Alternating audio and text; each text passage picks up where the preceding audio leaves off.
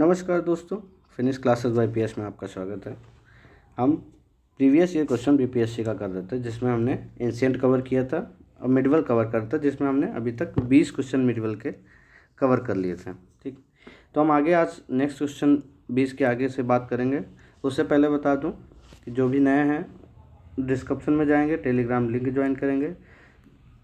इसका बेनिफिट ये है कि जितने भी PDF हैं वीडियो से रिलेटेड, वो आपको वहाँ पे फ्री अवेलेबल मिल जाएंगे। ठीक, तो आते हैं आज के हम पहले क्वेश्चन से। पहला क्वेश्चन है, निम्नलिखित में से किस सुल्तान ने फलों की गुणवत्ता सुधारने के लिए उपाय किए हैं? तो किस सुल्तान ने किया? आपके पास ऑप्शन है मोहम्मद बिन तुगलक, फिरोज तुगलक, सिकंदर लोधी, शेर शाह सूरी। तो किसने किए हैं?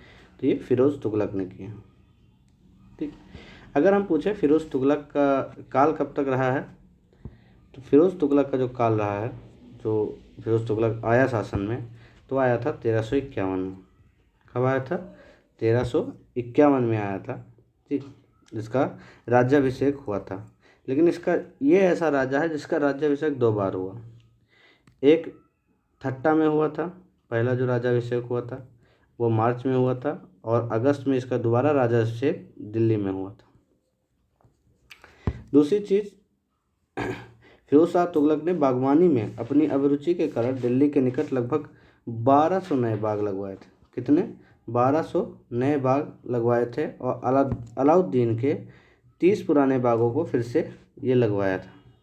ठीक, 300 नए नगरों की भी स्थापना इसने की थी, जिसमें से अगर देखा जाए प्रमुख कौन कौन से थे, तो प्रमुख थे हिसार, आपका फिरोजाबाद, जो दिल्ली वाला है फिरोजाबाद, उसकी बात चल रही है, फिरोजाबाद दिल्ली, फतेहाबाद, जौनपुर और फिरोजपुर।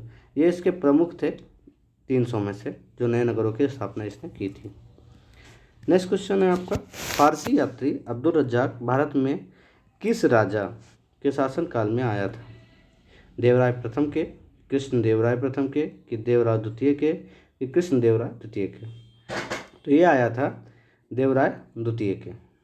ठीक, फारसी जो राजदूत अब्दुल रज्जाक है, ये संगम वंश, तो देवराय द्वितीय किस वंश के शासक हैं? संगम वंश के, संगम वंश के शासक हैं। इनके काल में आया था, जिनका कार्यकाल था 1422 से 1446 ईस्वी तक। अगर हम पूछे संगम वंश जो है, ठीक, इसका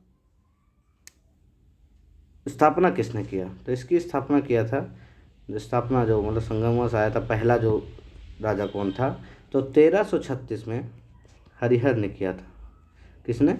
हरिहर द्वारा इसका स्थापित किया गया था संगम वंश को, जिसका शासन काल 1336 से लगभग 1406 तक था, ऐसे कुछ था। ठीक, और देवराय प्रथम अगर बात करें, इसमें 3-4 ऑप्शन उनकी बात करें, तो देवराय जो प्रथम है, ठीक, इनका शासनकाल कब तक था?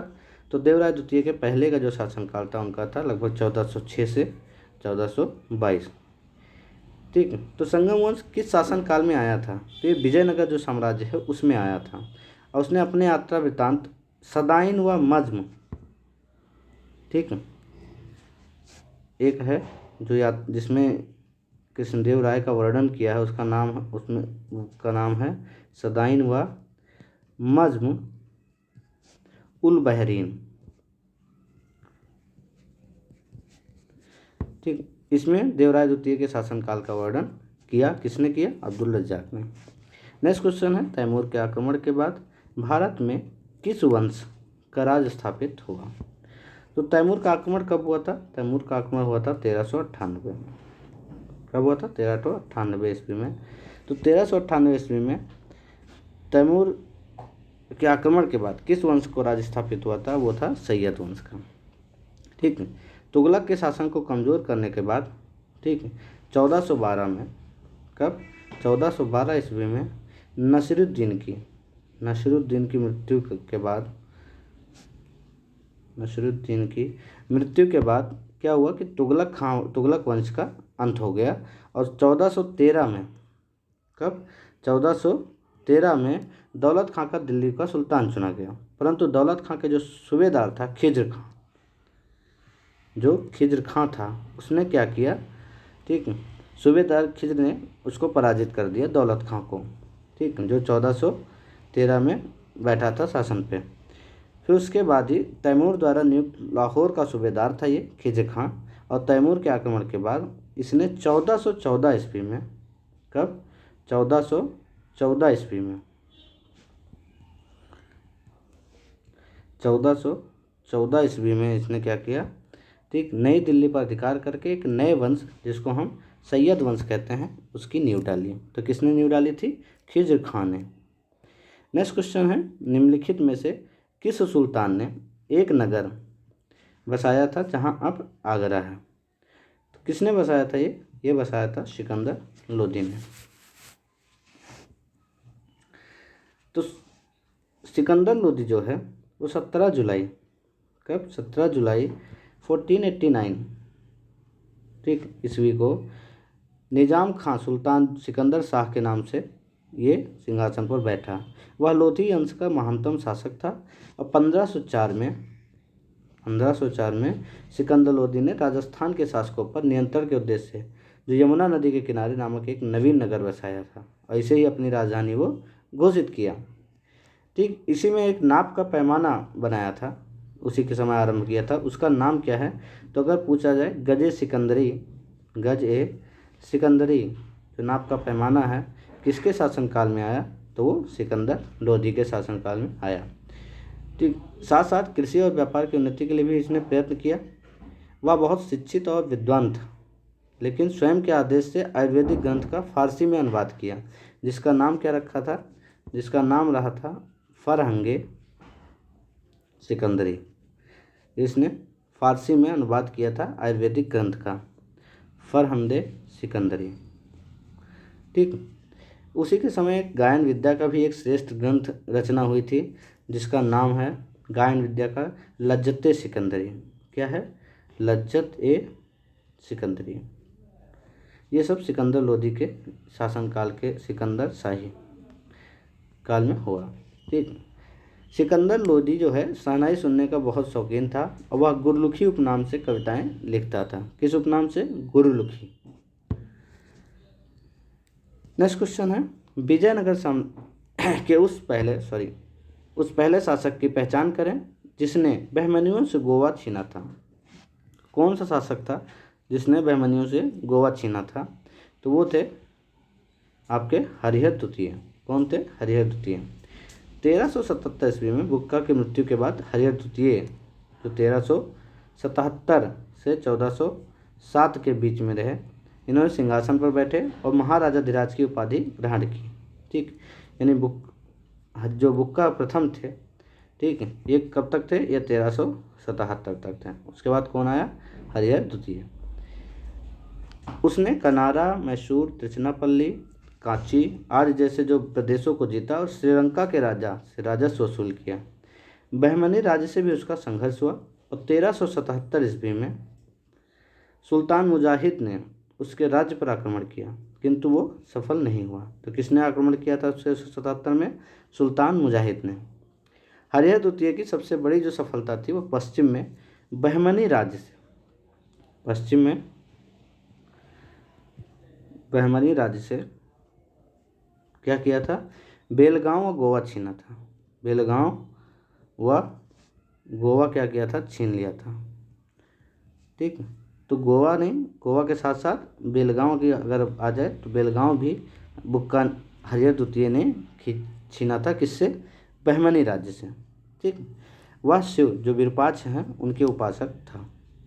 नेक्स्ट क्वेश्चन है आपका, विजयनगर के राजा कृष्णदेव राय ने गोलकुंडा का युद्ध किस राजा के साथ लड़ा था। जो गोलकुंडा का युद्ध था वो कुली कुतुब शाह के साथ लड़ा था राजा कृष्णदेव राय ने।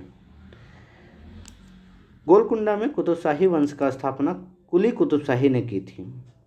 तो ये तो पता चल गया आपको कि गोलकुंडा में किस वंश का शासन था उस समय, कुतुबशाही वंश का, और इसकी स्थापना कुली कुतुब शाह ने की थी। जब कृष्णदेव राय उड़ीसा के साथ युद्ध में व्यस्त था तब कुतुब शाह ने विजयनगर की सीमा पर जो स्थित पांगल और गुंटूर के दुर्ग हैं, ठीक, उन पर क्या किया, आक्रमण कर दिया। गुंटूर के दुर्ग पर आक्रमण किया और वारंगल, कोंडविदु आदि के किले जीत लिए। इसके पश्चात उसने विजयनगर पर आक्रमण करने का प्रयास किया। कृष्णदेव राय और कुतुब शाह के बीच संघर्ष हुआ, किंतु क्या है, इसमें जो सेना जीती वो राजा कृष्णदेव राय की।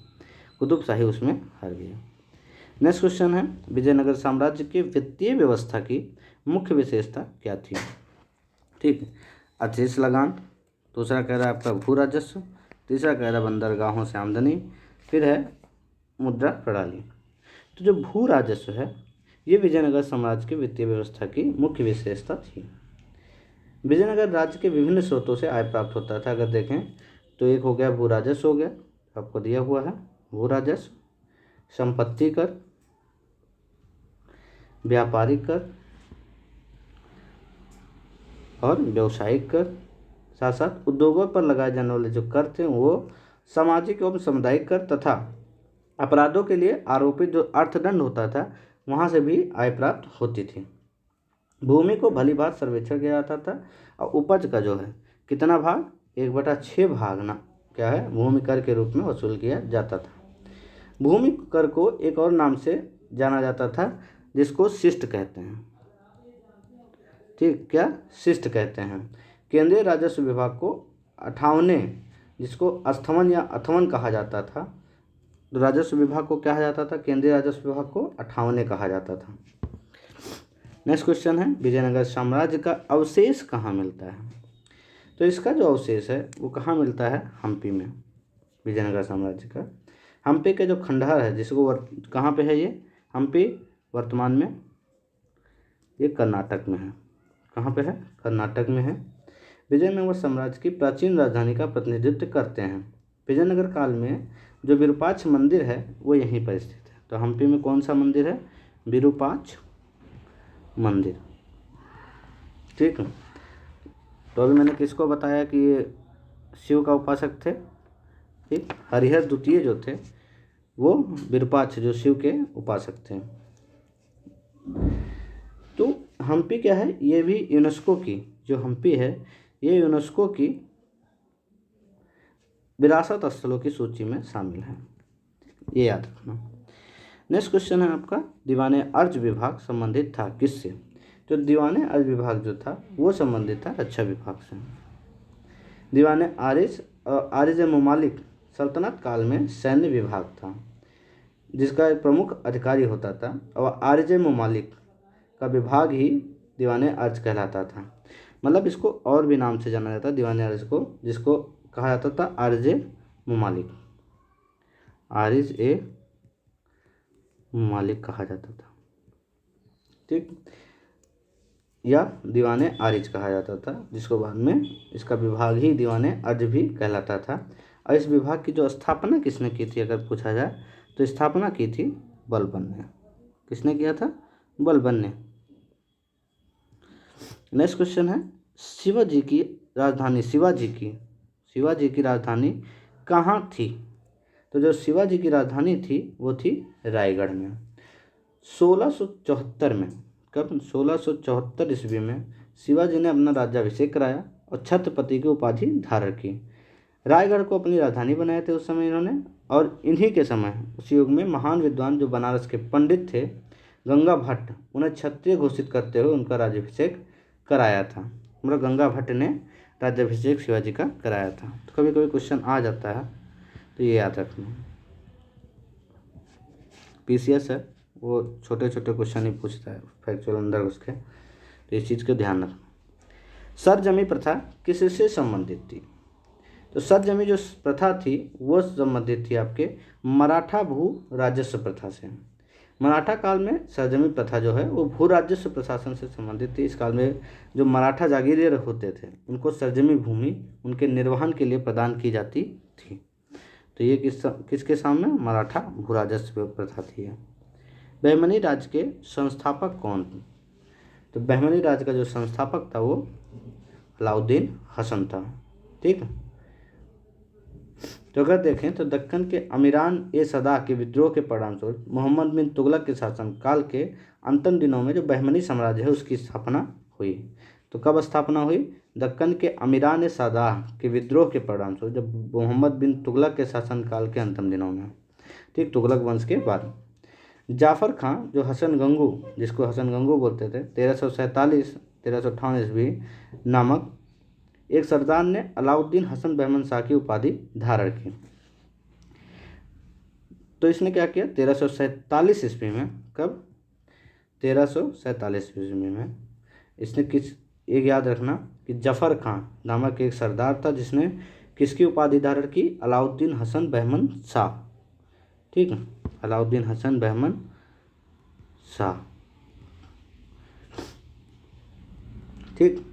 1347 में इसे सिंहासन पर बैठा और बहमनी साम्राज्य की नींव डाली उसने ही गुलबर्गा को अपने नव संस्थापित साम्राज्य की राजधानी बनाया था। तो राजधानी किसको बनाया था, गुलबर्गा को, ठीक। साथ साथ उसका नाम जो था आहसानाबाद रखा है। तो गुलबर्गा का नाम जो क्या रखा था, आहसानाबाद, आहसानाबाद, ठीक। इसी के साथ साथ उसने चारों तरफ शासन के लिए चारों तरफ क्या किया, प्रांतों में एक विभाजित कर दिया, जिसको 4 प्रांतों में अलग अलग विभाजित कर दिया, गुलबर्गा, दौलताबाद, बरार और वीदर। प्रत्येक प्रांत का एक शासन के अधीन था। गुलबर्गा का जो प्रांत था वो सबसे महत्वपूर्ण था, इसलिए इसमें बीजापुर भी सम्मिलित था। दक्षिण के हिंदू शासकों को उसने अपने अधीन किया और उसने अनुयायियों को पद और जागीर प्रदान करने के लिए प्रारंभ किया। हिंदुओं से क्या किया, उसने जजिया न लेने का आदेश दिया था। किसने, बहमन शाह ने, जो बहमनी राज का संस्थापक था। नेक्स्ट क्वेश्चन है, निम्नलिखित में से भूमि उत्पाद पर लगने वाले जो कर हैं उनको इंगित करता है। ऑप्शन है आपके पास खुराज, खुम्स, उस्र, मुक्तई। तो इसमें कौन सा सही है, केवल एक सही है, केवल 2 और 3 सही है, फिर केवल 1, 2, 3 सही है, कि केवल 1, 3, 4 सही है। तो इसमें जो सही है वो खराज है और कौन सा है, उस्र है, मुक्तई है। तो खुम्स गलत क्यों है, खुम्स क्या था, खुम्स उस समय भूमि पर उत्पाद करने वाला कर नहीं बल्कि ये लूटा धन था, ठीक है, ये लूट का धन रहता था, जो शत्रु पर जब राज्य की जनता से लूट प्राप्त होता था उसका धन था। इस लूट का जो 4/5 भाग रहता था वो किसको दे जाता था, वो सैनिकों में बांट दिया जाता था और 1/5 भाग अपने राजकोष में जमा होता था। किंतु अलाउद्दीन खिलजी और मोहम्मद तुगलक ने 4/5 जो राजकोष में दिया और 1/5 सैनिकों में बांट किया। तो ये अलाउद्दीन खिलजी और मोहम्मद तुगलक ने इसको उल्टा कर दिया, ठीक। सिकंदर लोदी ने गड़े हुए खजाने से कोई हिस्सा नहीं लिया था। नेक्स्ट क्वेश्चन है, किस सुल्तान ने जमीन में फसल की नपाई का आधा राजस्व के रूप में दावा किया। तो ये किया था अलाउद्दीन खिलजी ने। अलाउद्दीन खिलजी दिल्ली सल्तनत का पहला सुल्तान था, ठीक, पहला सुल्तान किसका, दिल्ली सल्तनत का।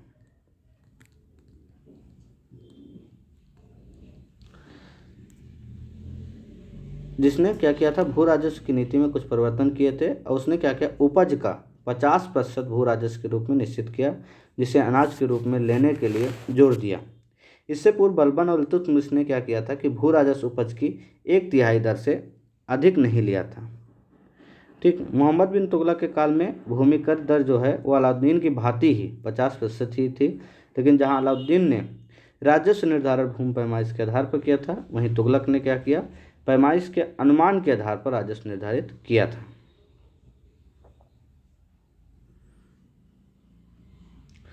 ठीक है। तो इसमें क्या है, 2 ऑप्शन सही हैं अगर देखा जाए, मोहम्मद खिलजी का भी नाम है और तुगलक का भी नाम है, लेकिन जो बिहार आयोग था वो किसको माना आंसर, अलाउद्दीन खिलजी को। तो इसलिए हम भी अलाउद्दीन खिलजी को लेके चल रहे हैं। वैसे आंसर जो इसका होना चाहिए वो ई होना चाहिए, क्योंकि 1 से अधिक है ये आंसर।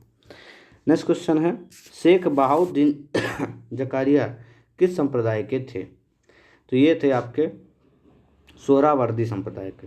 तो शेख बहाउद्दीन जकारिया हैं, ये सोहरावर्दी संप्रदाय के थे।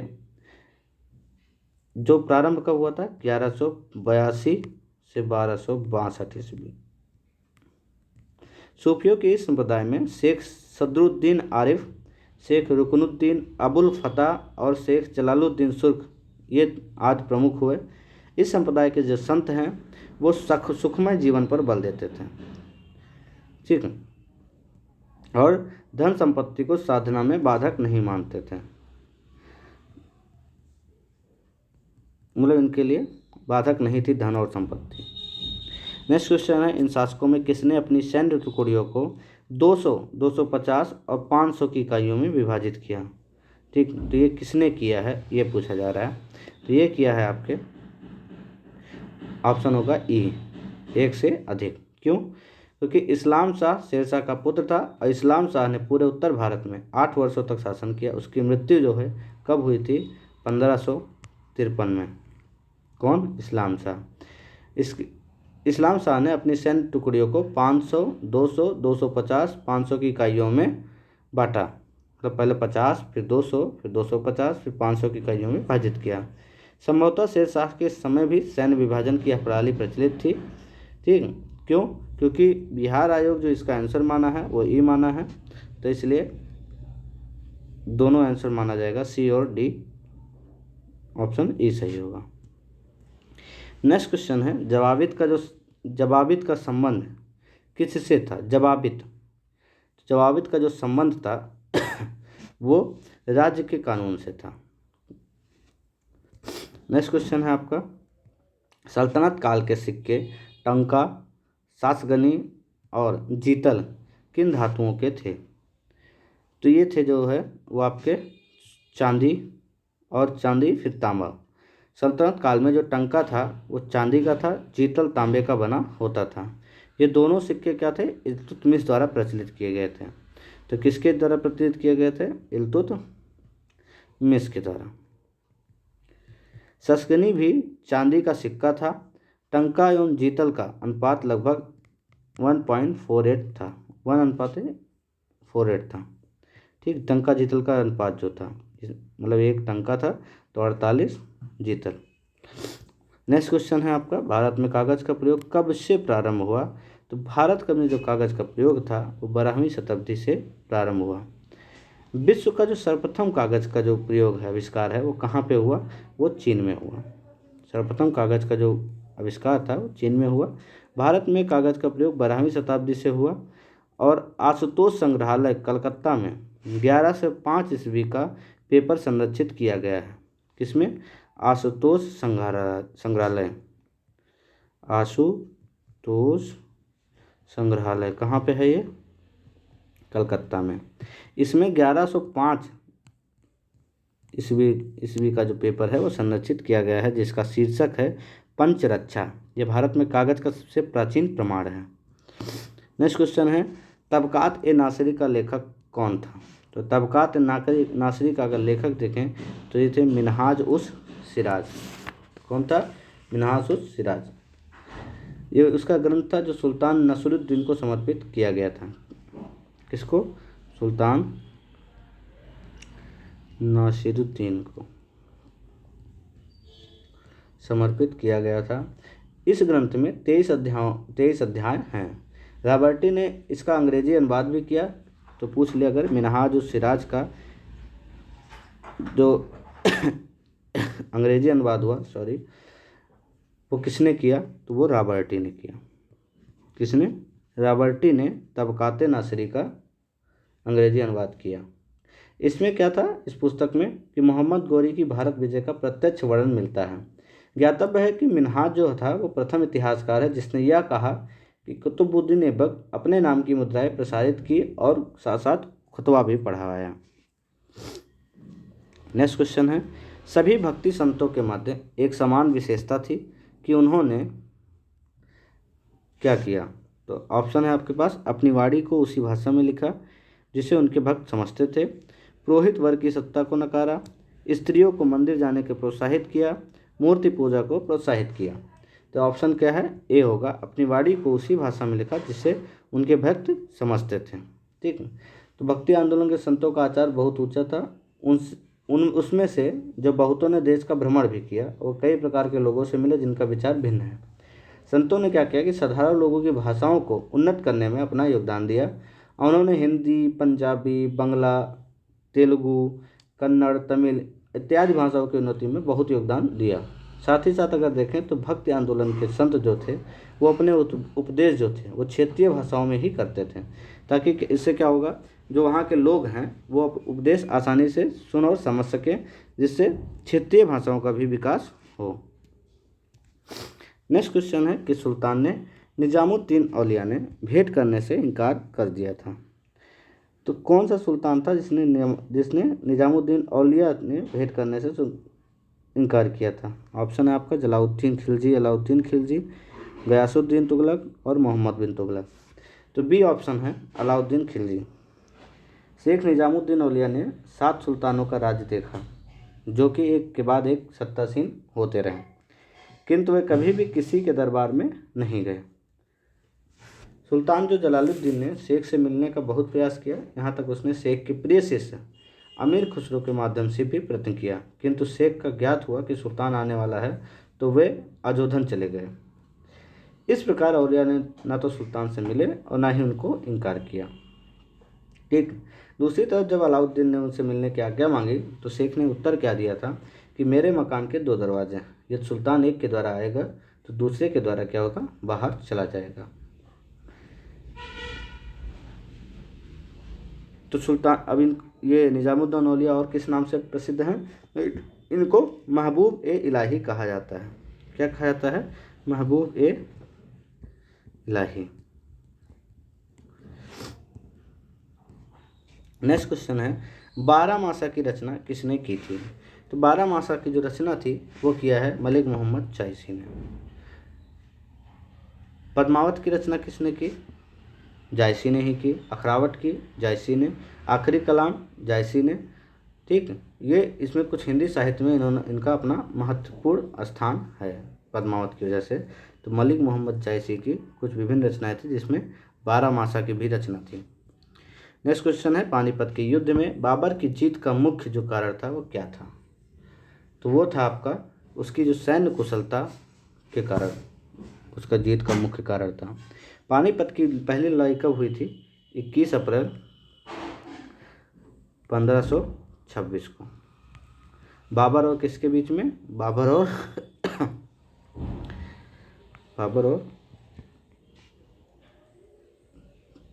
किसके?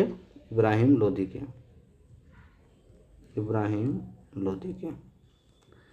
जिसमें अपनी सैन्य कुशलता के बल पर बाबर ने क्या किया? विजय प्राप्त की। और बाबर की सैन्य संख्या जो है लोदी सेना से कम थी, फिर भी उनकी सैन्य कुशलता इतनी थी और नीति ऐसे थे कि उन्होंने विजय प्राप्त की। बाबर लिखता है कि वह अनुभवहीन व्यक्ति था जो अपनी गतिविधियों में बड़ी असावधानी रखता था और बिना किसी व्यवस्था के आगे बढ़ता रुकता और बिना किसी दूरदर्शिता के संघर्ष में लीन हो जाता था। ये किसके लिए लिखा था? ये इब्राहिम लोदी के लिए। नेक्स्ट क्वेश्चन है तुझके बाबरी किस भाषा में लिखा गया था? तो तुझके बाबरी जो है वो तुर्की में लिखा गया था। किसमें? तुर्की में लिखा था। ठीक है। मुगल साम्राज्य की आधारशिला रखने वाले जहरुद्दीन मोहम्मद बाबर ने अपने जीवन से भी घटनाओं के एक ग्रंथ में स्वयं ही लिखा। ठीक है। तो किसने लिखा था? ये बाबर स्वयं ही लिखा था। इसको तुझके बाबरी या बाबरनामा इसे कहते हैं। यह तुर्की भाषा में लिखी गई, किंतु तुर्की जो है मुगल दरबार की राजभाषा नहीं थी, अपितु यह सम्मान जो है फारसी को प्राप्त हुआ। किसको? फारसी को प्राप्त था। नेक्स्ट क्वेश्चन है हुमायूं ने चुनार दुर्ग पर प्रथम बार आक्रमण कब किया? तो हुमायूं ने जो चुनार दुर्ग पर प्रथम बार आक्रमण किया था वो 1532 ईस्वी में किया था। इस किले को उसने 4 महीने तक घेरा था, जिसके बाद शेर खां जो था उसने हुमायूं की अधीनता स्वीकार कर ली थी। और इसके अतिरिक्त 1531 में कलिंजर पर आक्रमण किया उसने। 1531 में अगर देखें तो किस पे? कलिंजर पे आक्रमण किया। और 1532 में और कहाँ आक्रमण किया? रायसीन के महत्वपूर्ण किले को भी जीता। रायसीन के महत्वपूर्ण किले को भी।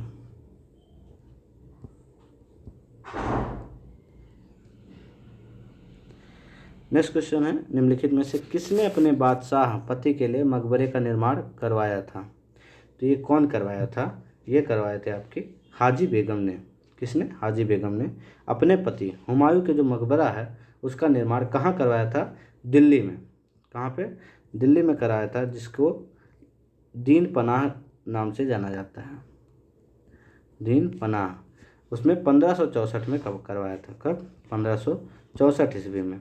इस मकबरे का जो नक्शा है वो मीरक मिर्जा गियास, जिसको ईरानी वास्तुकार था, उसने किया था। और ये श्वेत संगमरमर से बना यह भारत का प्रथम गुंबद वाला मकबरा है। तो ये याद रखना, श्वेत संगमरमर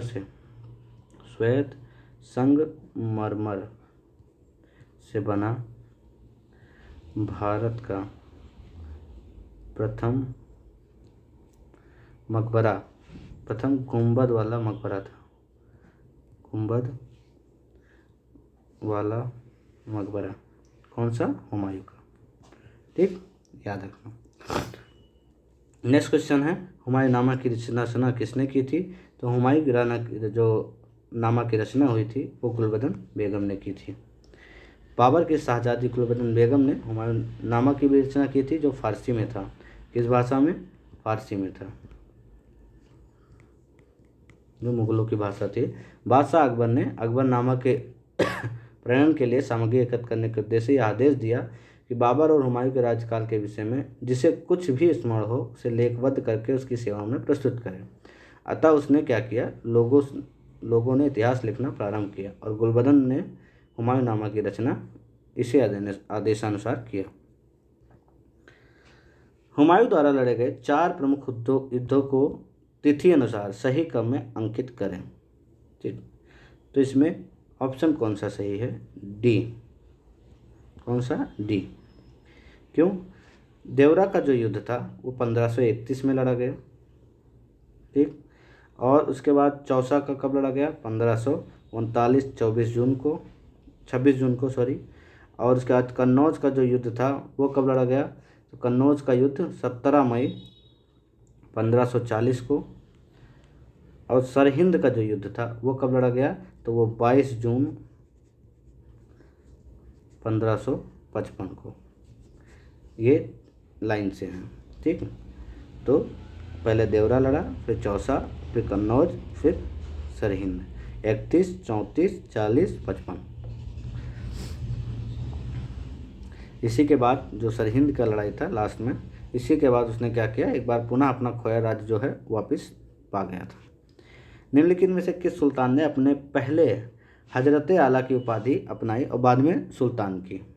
तो ये था शेर शाह सूरी। 1529 में बंगाल के शासक नुसरत शाह को पराजित करके शेर शाह सूरी ने हजरत आला की उपाधि धारण की और 1539 में चौसा के युद्ध में हुमायूं को पराजित किया। उसने शेर शाह की उपाधि उस समय भी धारण की, उस समय शेर शाह की उपाधि धारण की। हजरत आला 1529 में बंगाल के शासक नुसरत शाह को पराजित करके किया और जो शेर शाह की उपाधि धारण की वो हुमायूं को हरा के 1539 में चौसा के युद्ध में। ठीक, अपने नाम का खुतबा भी पढ़वाया था और साथ साथ सिक्का भी चलवाया था। कौन? शेर शाह सूरी ने। नेक्स्ट क्वेश्चन है, हल्दी घाटी के युद्ध में महाराणा प्रताप की सेना के सेनापति कौन थे? तो वो थे आपके हकीम खान। हल्दी घाटी का युद्ध जो था 1576 में महाराणा प्रताप और मुगल सेनापति मान सिंह और आसफ खां के मध्य लड़ा गया। राजपूत योद्धाओं के अलावा राणा की सेना के अग्रभाग का नेतृत्व अफगानों के एक टुकड़े के साथ हकीम खां सूर का कर रहा था। राणा की सेना में भीलों की भी एक छोटी सी टुकड़ी भी शामिल थी। वह राणा की मुगलों के साथ आमने सामने की आखिरी मुठभेड़ थी और आगे उसने छापामार युद्ध का सहारा लिया। नेक्स्ट क्वेश्चन है, निम्नलिखित में से किस मुस्लिम शासक ने तीर्थ यात्रा कर समाप्त कर दिया था? तो वो किया था अकबर ने। मुगल शासन व्यवस्था को स्थापित करने का जो श्रेय है वो अकबर को जाता है। केंद्रीय शासन व्यवस्था तथा बादशाह के पद और अधिकारों कर्तव्यों की जो व्याख्या है, उसका प्रांतीय शासन, उसकी लगान व्यवस्था, उसकी मुद्रा व्यवस्था, उसकी मनसबदारी व्यवस्था, ये सभी को उसके समय में ही सफलता प्राप्त हुई। किसके? अकबर के समय में। ठीक, इसी ने क्या किया, हिंदू और मुसलमानों को निकट लाने का प्रयास किया और उदार धार्मिक नीति के अंतर्गत 1562 ईस्वी में जजिया कर को समाप्त कर दिया। ठीक, 1562 में दास प्रथा समाप्त किया था और 1563 में तीर्थ यात्रा कर समाप्त किया। 1563 में तीर्थ यात्रा कर समाप्त किया और जजिया कर 1564 में समाप्त कर दिया। जिससे हिंदू और मुसलमानों को निकट लाया जा सके। ठीक, साथ ही साथ उसने सामाजिक सुधार के अंतर्गत उसने बाल विवाह और सती प्रथा रोकने का भी प्रयत्न किया। अतः अकबर की लोकप्रियता के कारण ठीक ये सभी उपरोक्त चारों बिंदुओं को सम्मिलित किया जाता है। नेक्स्ट क्वेश्चन है, अकबर ने बंगाल बिहार को मुगल साम्राज्य में मिलाया तो कब मिलाया था, ये पूछ रहे हैं। तो ये है 1576 में। ठीक,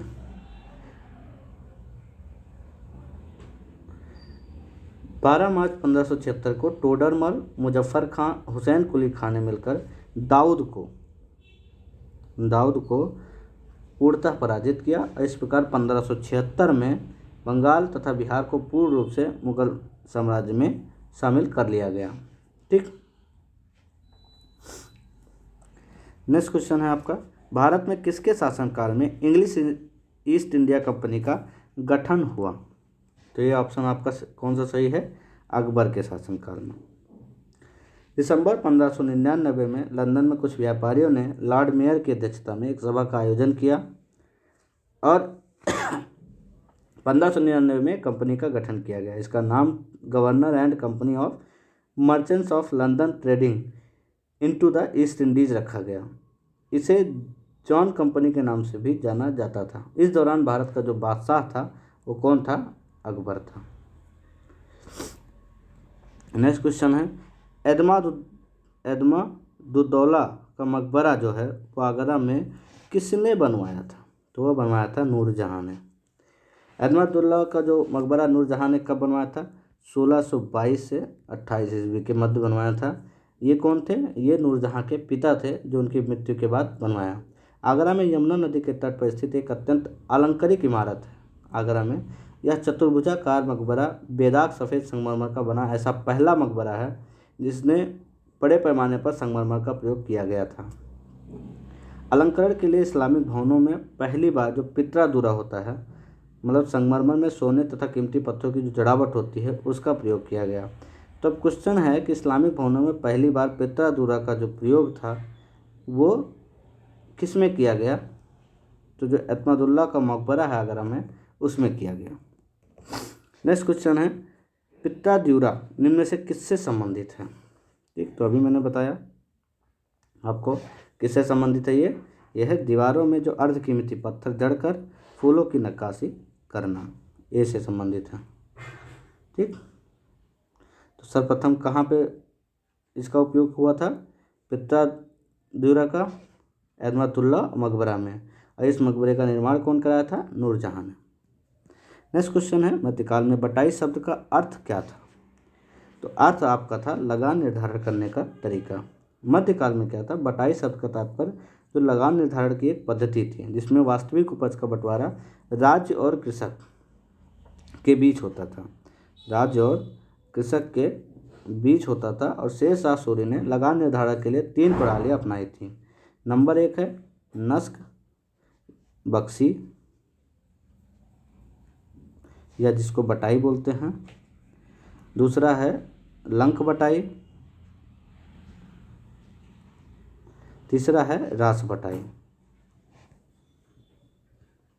ठीक है, नेक्स्ट क्वेश्चन है आपका, किस मुगल शासक ने चित्रकारी के लिए कारखाने बनवाए थे। तो किस मुगल शासक ने चित्रकारी के लिए कारखाने बनवाए थे, आंसर होगा आपका हुमायूं ने। हुमायूं ने चित्रकारी के लिए कारखाना बनवाया था जिसके अनुसार इसकी पुस्तकालय मतलब जो उसकी पुस्तकालय से उससे जुड़ा था। बिहार लोक सेवा आयोग ने इसका पत्रक में उत्तर बी दिया हुआ है अकबर ने, लेकिन एनसीईआरटी में इसका जो उत्तर है वो ए है। नेक्स्ट क्वेश्चन है, दास्तान अमीर हमजा का चित्रांकन किसने के द्वारा किया गया।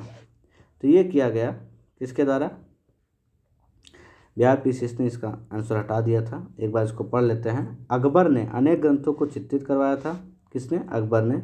और इसमें सर्वप्रथम दास्तान अमीर, ठीक, ऑप्शन ही नहीं था, दास्तान अमीर या हुमायूं के काल में चित्रित होना आरंभ हुआ और अकबर के शासनकाल में ये पूर्ण हुआ। तो बदायूनी और जो शाह नवाज खां हैं उनके अनुसार इसे तैयार करने में लगभग 15 वर्ष लगे थे। पहले सैयद अली, बाद में अब्दुस्सद की देख रेख में प्रायः 50 चित्रकारों ने, ठीक, सैयद अली और दुस्सद जो हैं उन 50 चित्रकारों ने तैयार करने में हिस्सा लिया। इसमें करीब 1400 चित्र हैं। ठीक, तो इसमें क्या है, इस ग्रंथ फारसी नायक अमीर हमजा मोहम्मद साहब के चाचा बिरतापुर कारनामों का उल्लेख होता है। तो इसमें कई ऑप्शन हैं, ठीक, इसलिए इसको हटा दिया गया था, इसका आंसर नहीं दिया गया। नेक्स्ट क्वेश्चन है, यूरोपीय चित्रकारी का प्रवेश किसके दरबार में हुआ? तो जो यूरोपीय चित्रकारी था उसका जो प्रवेश था वो हुआ अकबर के दरबार में। किसके? अकबर के दरबार में। यूरोपीय चित्रकला का प्रवेश पुर्तगालियों के माध्यम से हुआ। किसके माध्यम से? पुर्तगाली कब आए थे? 1498 में। ठीक, जिन्होंने मुगल चित्रकारों में दो विशेषताएं ग्रहण की, एक व्यक्ति विशेष का चित्र, दूसरा दृश्य में आगे दिखने वाली वस्तुओं को छोटे आकार में बनाना।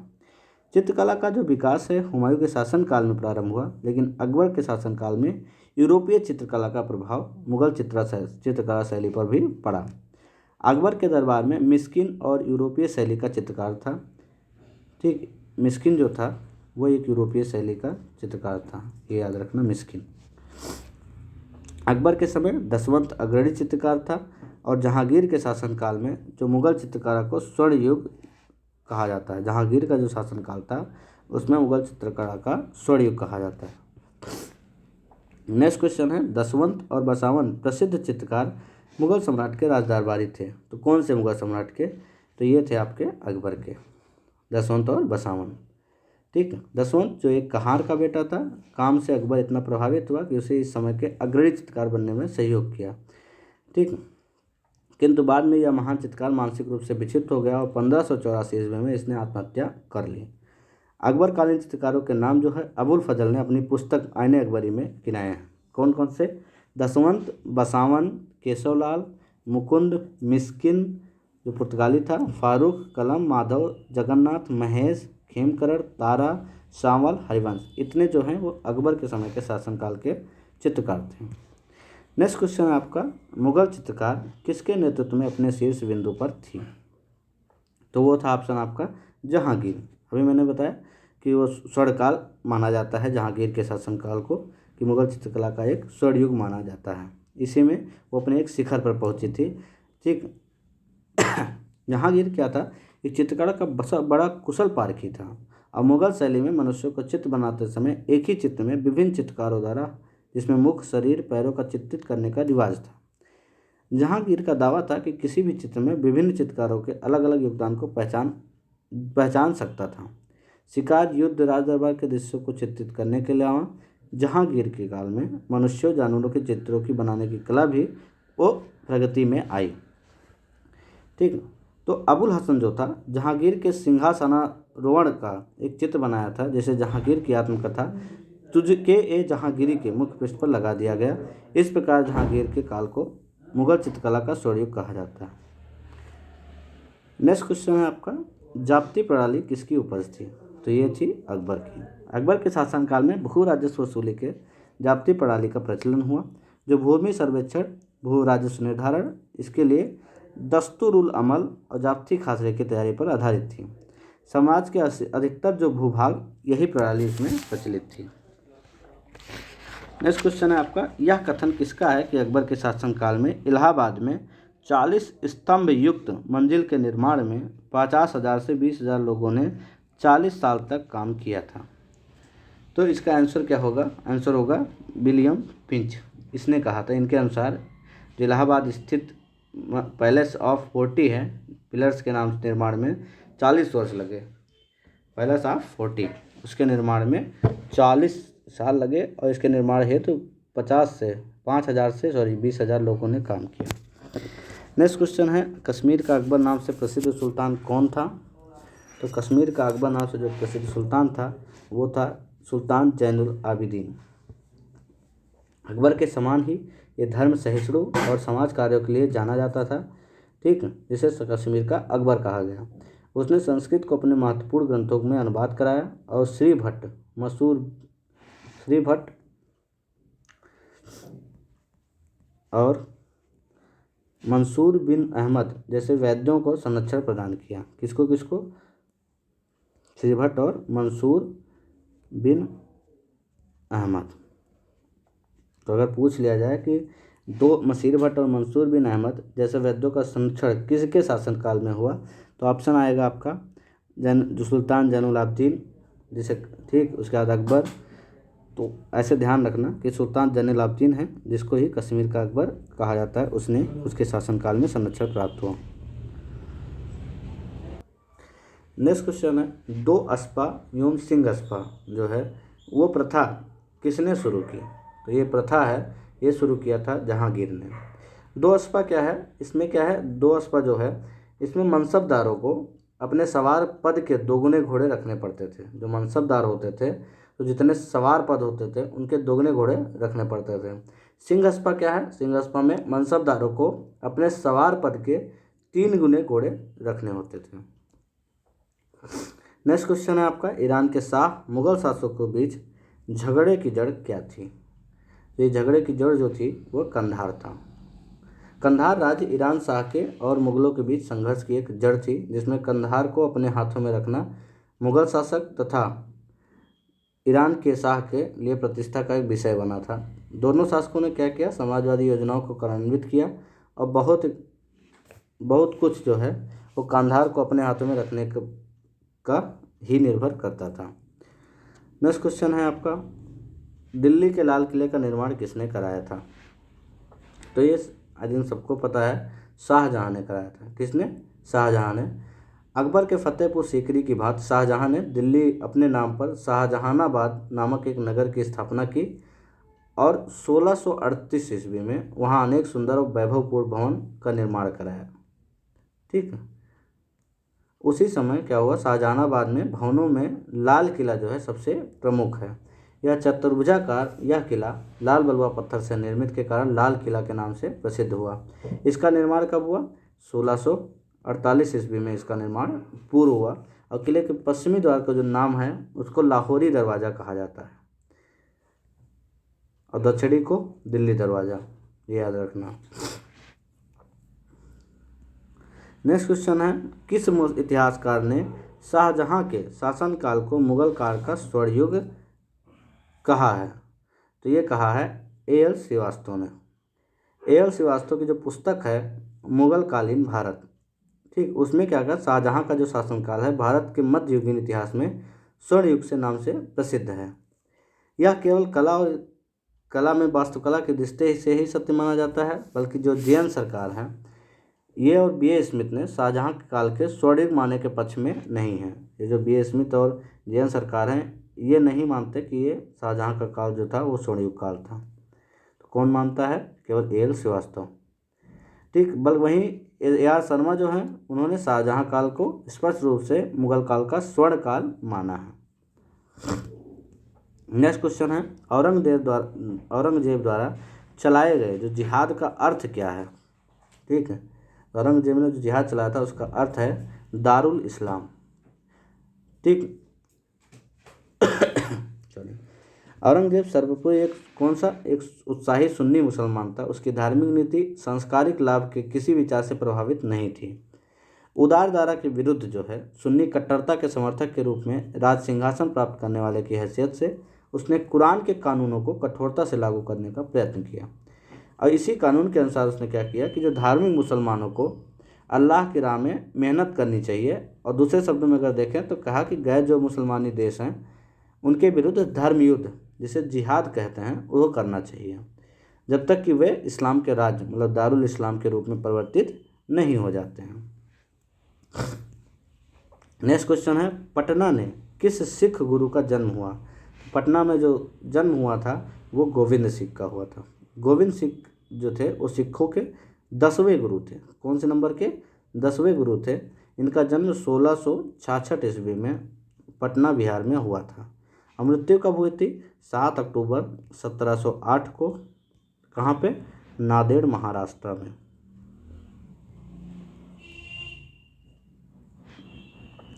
नेक्स्ट क्वेश्चन है, मुगल प्रशासन में मुहत्सिब क्या था? तो मुहत्सिब सेना अधिकारी था कि विदेश विभाग का मुख्य था कि लोक आचरण अधिकारी था कि पत्र व्यवहार विभाग का अधिकारी था, इसमें से कौन सा था? तो जो लोक आचरण अधिकारी था वो मुहतसिब कहा जाता था उस समय मुगल प्रशासन में। नेक्स्ट क्वेश्चन है आपका, मुगल प्रशासन में मदद ए मांस इंगित करता है, तो ये किसको इंगित करता है? ये इंगित करता है विद्वानों को दी जाने वाली जो राजस्व मुक्त अनुदत्त भूमि है उसको। मुगल प्रशासन में विद्वानों एवं धार्मिक लोगों को दी जाने वाली जो राजस्व मुक्त अनुदान भूमि है उसको मदद ए मांस कहा जाता था। इसे सयूर गाल भी कहा जाता था। क्या? सयूर गाल भी कहा जाता था। दान दी जाने वाली जो समस्त भूमि थी उसका निरीक्षण कौन करता था? वो सद्र करता था, और सद्र का यह भी दायित्व था कि इन अनुदानों का जो दुरुपयोग न हो पाए। यह भूमि हस्तांतरित नहीं होती थी और अनुदान ग्राही के पास वंशनागत रूप से रहती थी। नेक्स्ट क्वेश्चन है, मयूर सिंहासन पर बैठने वाला अंतिम मुगल शासक या सम्राट कौन था? तो वो था मोहम्मद शाह। ठीक, कब बैठा ये? लगभग 1739 में। नेक्स्ट क्वेश्चन है आपका, निम्नलिखित में से किस मुगल शाह को गाजीउद्दीन ने दिल्ली में दाखिल नहीं होने दिया था? एक तो किसने नहीं होने दिया? ये है शाह आलम द्वितीय ने। शाह आलम द्वितीय का जो कार्यकाल था 1759 से 1806 तक था। उनका वास्तविक नाम क्या था? अली गौहर। अपने पिता आलमगीर द्वितीय की मृत्यु के समय वह बिहार में था और यद्यपि उसे मुगल बादशाह घोषित कर दिया गया, किंतु मुगल दरबार की गुटबाजी के चलते वह बिहार में रहा और दिल्ली का जो सिंहासन था 1760 ईस्वी में 1771 तक खाली पड़ा रहा। 1772 में मराठों की सहायता से वह दिल्ली पहुंच सका और शाह आलम द्वितीय के समय में ही दिल्ली पर अंग्रेजों का अधिकार 1803 में हो गया। ठीक, तो मध्यकाल भारत में बीपीएससी प्रीवियस क्वेश्चन में इतने ही थे। ठीक, ये लास्ट क्वेश्चन था। नेक्स्ट हम करेंगे आधुनिक भारत के इतिहास। तो आज के लिए मध्यकालीन भारत हम आज समाप्त कर दिए हैं प्रीवियस ईयर क्वेश्चन पेपर का। Thank you so much. Please like, subscribe, comment जरूर करें। साथ साथ जो भी बीपीएससी से रिलेटेड स्टूडेंट हैं, एस्पिरेंट हैं, उनको शेयर ज़रूर करें।